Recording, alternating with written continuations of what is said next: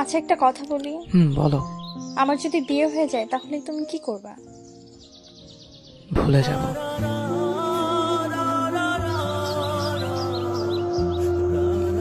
আমি যত দ্রুত তোমাকে ভুলে যাব, তার চেয়ে বেশি দ্রুত তুমি আমাকে ভুলে যাবে।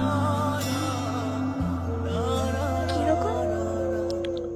মনে করো বিয়ের প্রথম 3 দিন তুমি এক ধরনের ঘোরের মধ্যে থাকবে। শরীরে গহনার ভার, মুখে মেকআপের প্রলাপ, চারদিক থেকে ক্যামেরা ফ্ল্যাশ, মানুষের ভিড়। তুমি চাইলেও তখন আমার কথা মনে করতে পারবে না। আর আমি তখন তোমার বিয়ের খবর শুনে কোনো বন্ধুর সাথে উল্টাপাল্টা কিছু খেয়ে পড়ে থাকবো, আর তার কিছুক্ষণ পর তোমাকে হৃদয়হীনা বলে গালি দেব। আর পরক্ষণে পুরনো স্মৃতিগুলো মনে করে বন্ধুকে জড়িয়ে ধরে কাঁদবো। বিয়ের পরের দিন তোমার আরো ব্যস্ত সময় কাটবে। আর প্রথম সপ্তাহে স্বামী আর মিস্টার প্যাকেটে দুটো হাতে নিয়ে এত শুনে বাড়িতে বাড়িতে ঘুরে বেড়াবে। আমার কথা তোমার হঠাৎ হঠাৎ মনে হবে।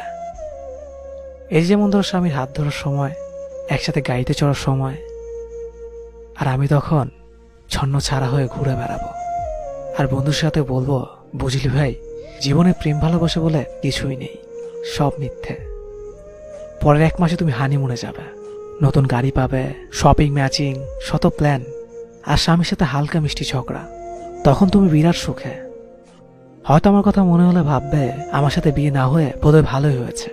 আমি ততদিনে বাবা মা, বন্ধু বান্ধব, বাড়ির বড়দের কথা শুনে মোটামুটি সোজা হয়ে গেছে। ঠিক করেছি, কিছু একটা করতে হবে। তোমার থেকে সুন্দরী একটা মেয়েকে বিয়ে করে তোমাকে দেখিয়ে দিতে হবে। সবাইকে বলবো তোমাকে ভুলে গেছি। তখনও মাঝরাতে তোমার SMS গুলো বের করে পড়বা, দীর্ঘ একটা শ্বাস ছাড়ব।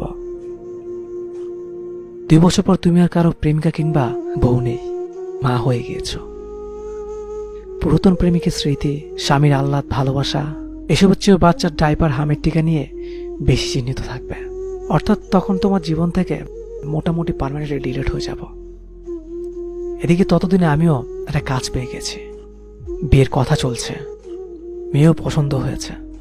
আমি এখন ভীষণ ব্যস্ত। এবার সত্যি আমি তোমাকে ভুলে গেছি। শুধু রাস্তাঘাটে কোনো প্রেমিক প্রেমিকা দেখলে তোমার কথা খুব মনে পড়বে, কিন্তু তখন আদেও শ্বাসটাও আসবে না।